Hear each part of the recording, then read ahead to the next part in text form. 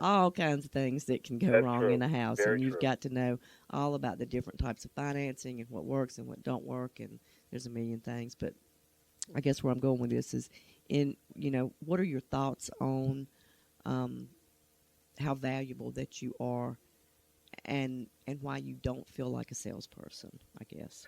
Yeah, and to kind of flesh that out more, Mr. Reese, and give more context to it. As a whole, real estate is sales, right? It is sales. Hmm. But I think that what happens is sometimes the general public looks at the typical broker as just a salesperson trying to get their listing, Yes. trying to get a commission, and they're moving on. And the proof is actually out there that a lot of agents don't follow up with the client. Right. Okay, and that's actually leaving business on the table. Just reaching out, doing a follow up, staying in touch. A lot of them don't use the same agent over and over again. Which, in my personal opinion, if I sell one thing for you, I want to sell everything for you and your family as well. And a part of that's going to be the service aspect of it.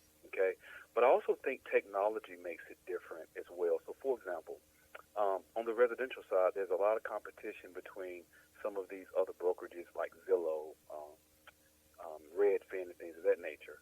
And that's where the education comes in, and it plays a significant role in making sure that clients are more knowledgeable. And I think that in and of itself means that there's less of a threat to the land brokers with that technology. Hmm. You may all have heard some of the scare amongst realtors that Zillow was putting them out of business and things of that nature. Well, think about it. How often do you hear someone? You mentioned comps earlier, Right. and I can tell you're thorough. You're gonna make sure you do everything that you need to paint the accurate picture of what someone's property is worth. Hmm. But how many people tell you they know what their home is worth because of this estimate? Oh, I hear that daily. Okay, and they'll take it to the bank. That's a good Take it to the point. bank, Good point. right? And here's the thing about that: it's just an algorithm. We know Right. it's just an algorithm. Right. Now, are the estimates somewhat accurate in some cases? It can give someone a ballpark figure, but they shouldn't take that and list it at that price. Hmm. It might be too high or too low. Right. We all know that, right? But when it comes to land, a Zestimate can't even do anything with that, period, right? And so when it comes down to it, it's actually just more needed, and it's incumbent upon us to kind of bring forth a different set of skills and knowledge to make sure that the buyer and the seller is much more informed. Okay, a home, the highest and best use is established outright. You're either going to rent it out or live in it. It's one of the two things, for the most part. Or maybe you're going to flip it, something like that. We'll say three things.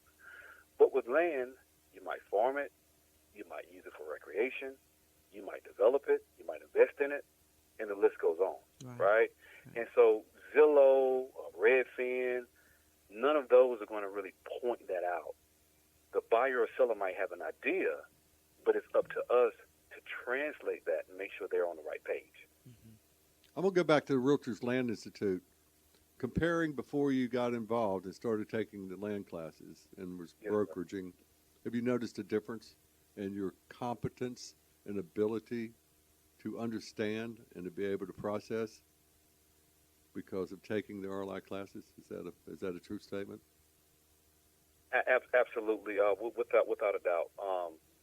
I'll go as far as to say emphatically, had it not been for the Realtors Land Institute, I would not be experiencing any success whatsoever because I probably wouldn't be doing any transactions because, again, I don't have that mantra of fake it till you make it. I want to make sure I know my craft, I know what I'm doing, and where I love to learn. I'm an avid reader, and because of choosing land, the learning never stops. And that's real estate across the board, but especially land. You're going to learn something new every day. You Absolutely. might have to call the zoning department to make sure and double check if this can be done on that. You're going to learn something every single day. Okay. So at one point, I wouldn't do anything with subdivisions. Okay. But I took, I think it was site selection, Mm-hmm. no, subdivision development. Right. And that gave me a good start. I got with a developer, and I'm in the process of working on subdivisions now. already done a minor subdivision, and I'm working on a major one as we speak. Wow. But the basis came from RLI. Yep. You see? Oh yeah. You know. I know. Yeah. Excuse me.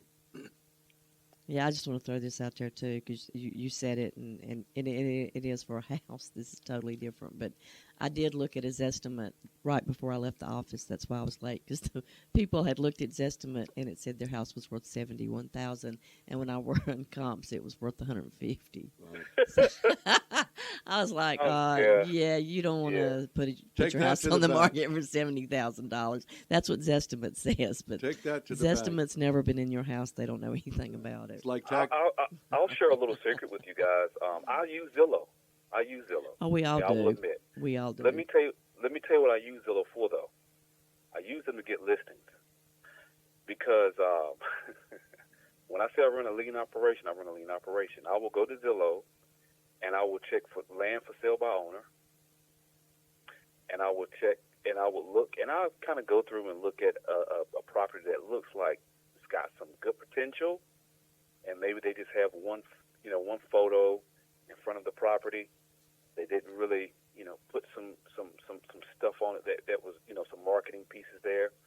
And I'll call the person up and I'll say, hey, and I don't do any of this stuff. I got a buyer. I just tell them the truth about who I am, what I do.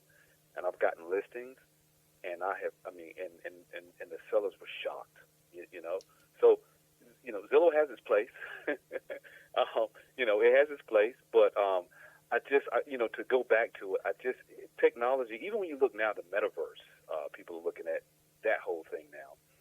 I just think when it comes to raw land, that connection, that human connection, and that guidance from another person, it's going to be really difficult for any algorithm or website to duplicate.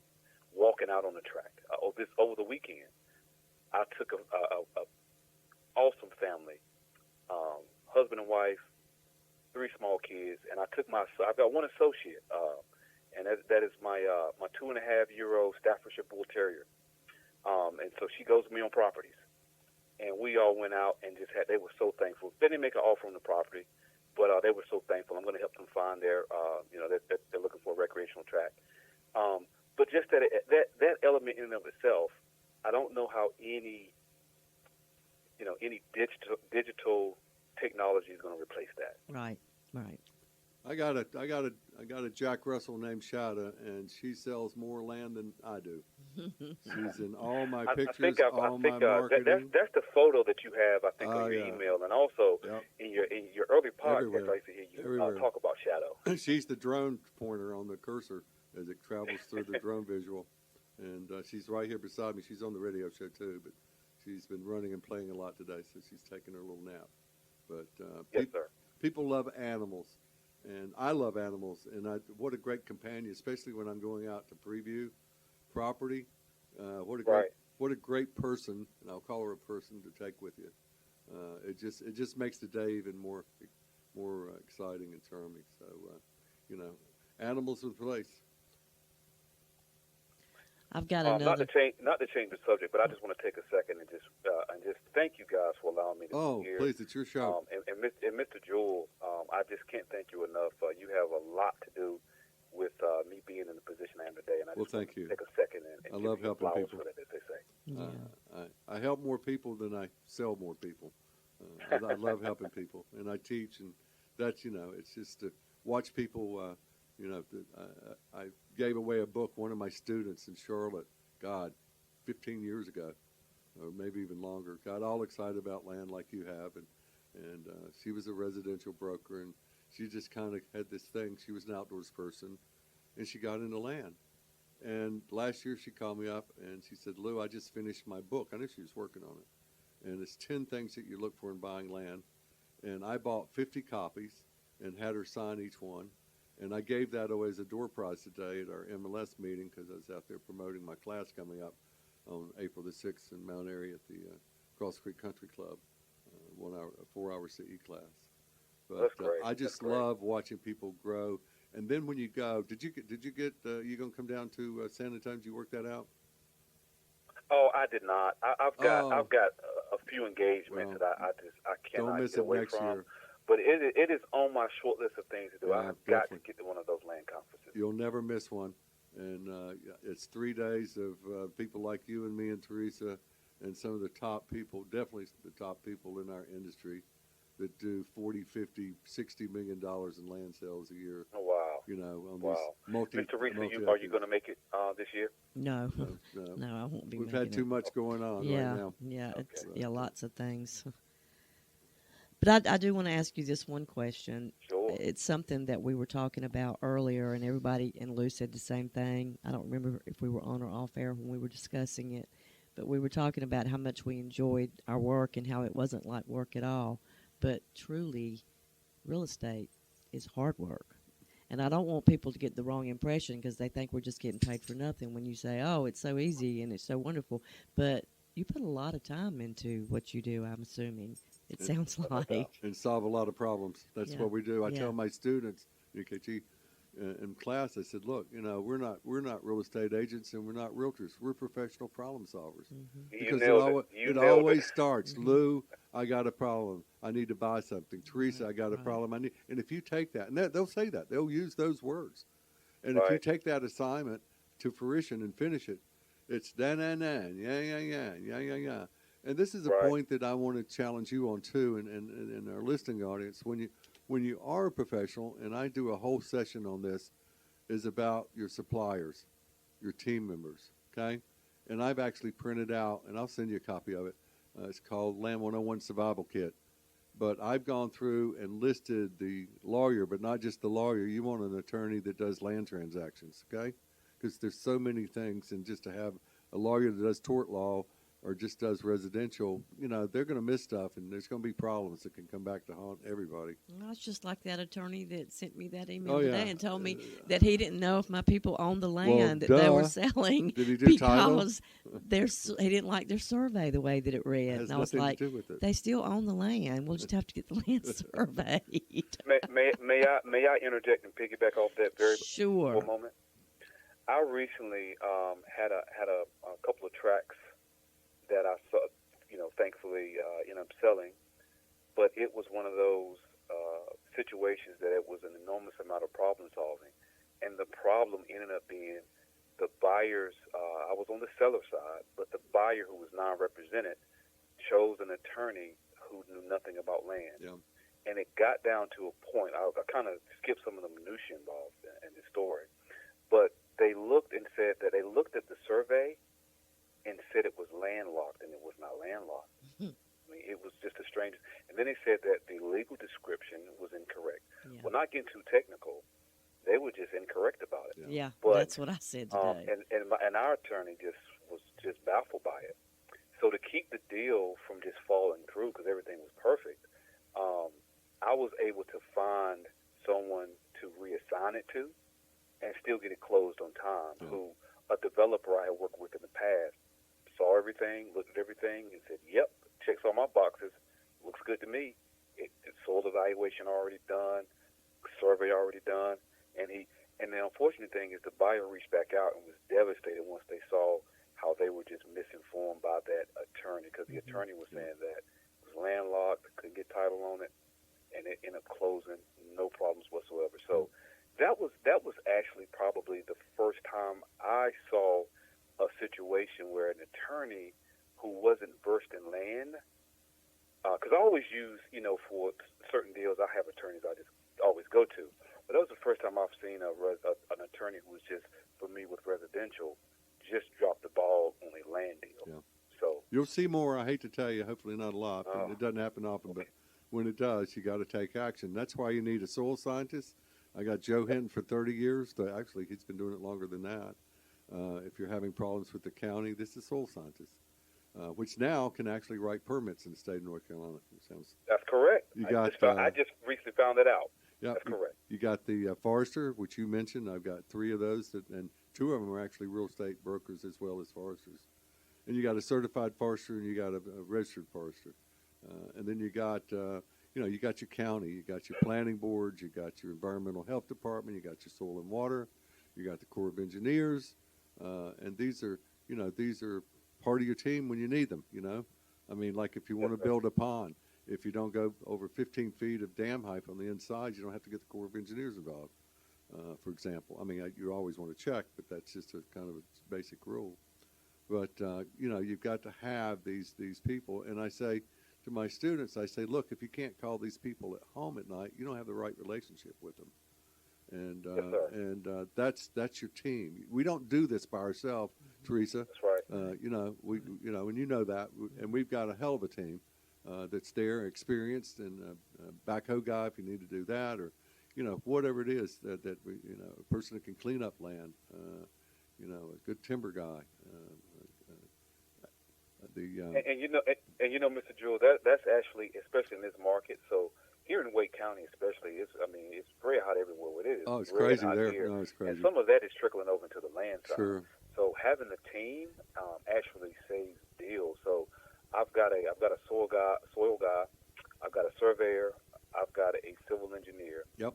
And I tell you, I've got a timber guy. And by having that, because the average broker, when they call, they're so backed up they can't write a reasonable offer sometimes. For a residential parcel or something Right, like that. right. They can't get soil guys, they're backed up or whatever the case may be. But I've got a team that they'll get out there and get it done. Sometimes within a few days. Yep. And so that is invaluable and just something I kind of picked up along the way. But these are Ready services. to go. These are services that if you aren't really a professional like we are, okay, that the other agents do not. And I don't mean to take bad on them, and that's not the purpose of what I'm Sure. saying this. But if you are, like you said, real estate is the largest, most valuable asset that most people have, and it's real money. And this isn't a game that you play with. This is serious business, and you need people with experience. You need the people and like yourself, and you're going to be a great land broker, and Teresa's going to be a great landlady. And it's Absolutely. because of the willingness to learn and the basic stuff we talked about at the beginning of the show. That's what does it take to be a good land broker, and so. Let's just see if there's anything else that we're missing in this conversation, Nikehchi. Anything else that we're missing to be a good land broker? Well, we touched on being a good fiduciary, which is the first thing. Right.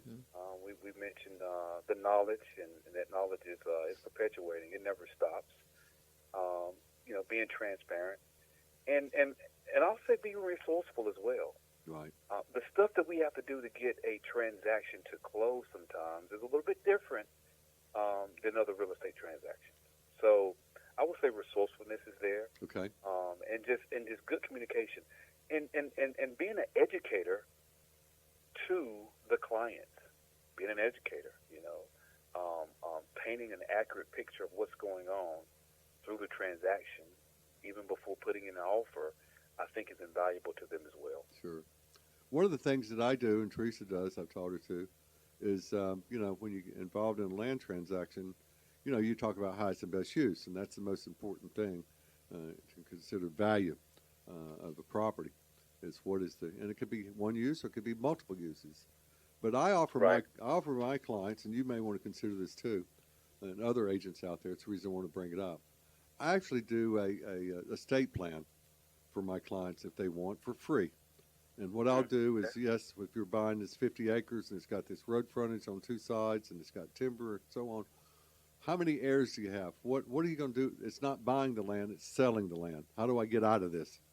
How do I milk it down? Okay, I don't want to sell the whole property, but I need to raise $50,000. How would I do that? Or I've got 6 children or 3 children or heirs or whatever I want, and I want to set up something so in the future, at that time, that this property can be liquidated for the maximum value. So I actually go through and actually do a subdivision based on current subdivision laws, and write a written proposal as to the highest and best use of that property. It could be more than one highest and best use, based on the needs of the client. And and I enjoy doing that, and I enjoy helping people plan for the future as part of my service. think that is great information. Thanks for sharing that. Yeah. That is excellent information. Okay. And not everybody does, but I always make it available. Sure, sure. I was sitting here looking at the paper. I've got to read this because this is Okay, so go funny. for it. I don't know who come up with this, but I was looking under determination where it says the real estate business can bring you many highs and many lows. It is the kind of job that can leave you feeling incredibly accomplished and fulfilled one day while feeling lost and struggling the next. And I thought, boy, have there been ups and downs. Well, Oh, yeah. I think your author is our guest.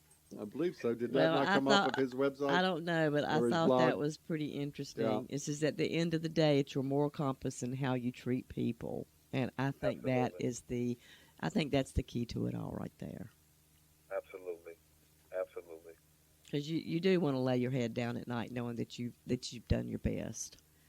And sometimes things go great, and sometimes there's, like I had one transaction that I thought I was going to pull all my hair out, and it was over the easements. There were easements, and they were overlapping, and all of the neighbors were. Everybody, the surveyor would not. The surveyor was even with his hands thrown up because he's like, I don't even know. And then we had to get. I can't remember how it went. It seems like the surveyor wouldn't. There were so many discrepancies that the surveyor would not sign off on certify. it without the attorney Right. or something. I can't remember, but Sure. we finally got it all worked out. But it was a nightmare. Gaps and overlaps and areas of confusion. Yes, and that's exactly what it was. It was awful. No. Hey, this is one thing I saw here too in our notes. This is from RLI, but it says if you have the determination, a rock solid work ethic, and the ability to use technology wisely, and a good knowledge of land, real estate, or the willingness to learn, Mm-hmm. check out Land U. That's our education program. Okay. Nikehchi, Yes, sir. just got about a minute here or so. Give us some final thoughts of what it takes to be in a land. But no, real quick, talk about your business. I'm sorry, I want to get into that. No North problem. Carolina Land and Homes. Where No what's your prob- market area, Nope. and tell us about your company Yep. real quick. So I deal primarily with Eastern North Carolina. So a radius from Raleigh, North Carolina, and I go down. I have gone down as far as the coast. I try not to go that far anymore, but to give good context, Nash County up to not quite Mecklenburg County. The furthest I've done something was Kings Mountain, North Carolina. But I try to stay, relatively speaking, I try to stay Nash County, Wake County, and surrounding area, the Triangle area. I go as far up as Halifax County. And there, that's my general area, the eastern part of North Carolina, in a Okay. nutshell. Have you found there to be, this will have to be quick because I know we ain't got much time, Right. a difference in working with the different counties like that? Absolutely. Yeah. I always get a question. I mean, my first question is, how what's the value of land? It's just such a nuanced question. Yeah. That's one of the biggest things. I always say, well, what's the value of a car? yeah. It's such a, you got to kind of narrow that You down. think? And also too, like the land use, Right.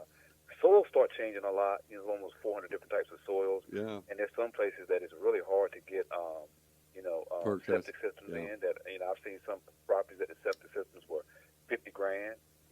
Sure. And so the land Alternative. tends to be a lot more difficult to use for residential. Right. And so, I do see a wide range of differences between that. More in the Wake County area is more development, and then as it gets further, Rocky Mount area, Nash, Edgecombe counties, you start seeing more mixed use. You start seeing more recreational and agricultural property. Hey, you've been a great guest today, Nikehchi. How do they get in touch with you? Well, I can be reached on my website is nclandandhome.com. My email address is Nikehchi, that's Nikehchi dot Nikehchi at Land, that's LandAndHome.com. Nikehchi at nclandandhome.com, or they can give me a call. As you can see, I love to talk. 252-314-9507. What a great guest today. Thank you so much. Thank you for joining us today. Let us know how you like the show. If you have any questions or topics you'd like to suggest, we would appreciate them. All of our questions are welcome, and all of our guests may be emailed with your questions as well. This show is for the public and, most importantly, for real estate agents who do not have a source for land education. All of our shows are downloaded after this morning's show on our master website, www.letstalkland.net. That's .net. You'll also find us on Spotify and Podbean. Teresa, how to get in touch with you? They can call me at 336-209-2937 or email me at Teresa, Teresa, mylandpro@gmail.com. Wow. And my email is Lou, L-O-U, at mylandpro.com. My cell phone number is 336-669-1405. Hey, we'd like to thank our sponsor, landhub.com. Looking to sell your land? Try landhub.com. Rodney? Yes, sir. How do they get in touch with us? Well, they can go to our website, Lou. They can go to WKTE1090.com and email us there. And also, they can download the Simple Radio app, or they can listen to us on the website. Either way. Simple Radio app. That's right. It's just simple. Simple. Type in simple. Mm-hmm. And then what do you do? WKTE 1090. And then Pops what right happens? up. And then what happens, Teresa? I don't know. Oh, my gosh. Teresa. She is It's rusty. been so long. It's been so long She is since I've done the rusty. Simple Radio Oh, app. gosh. It's been 2 years. But so, do you remember what kind of music we play? We play happy music. That's Oh. right. Okay. At least I you know did what remember kind of that. music we play. I just Okay. couldn't remember about the Simple Radio app because Yeah. I haven't done it in 2 Beach years. music and oldies. That's right. That's right. And that's universal, right? Mm-hmm. You got that right. Anywhere. Okay. And we won some nice awards. Yeah, 7 years in a row now. Teresa didn't know that. Wow, I didn't know that. Yeah, Just so Yeah. we right. added another one Yeah, since you've been gone. that's right. Since I've been gone. Mm-hmm. Well, you can thank COVID for that. It's Oh, all gosh. gone. We hope. All gone, all gone. Yeah, 7 years in a row of being the top beach and oldies radio station on the East Coast there. And How you about won, that? And you won a nice award not too long Yeah, ago. the Reader's Choice Announcer of the Year Award. The what? The Announcer of the Year The Award. what? Teresa's going to be up for it this year, I Yeah. feel like. All right. Well, we enjoyed our guest today, and we wish you all the best. God bless you, and we'll see you next week.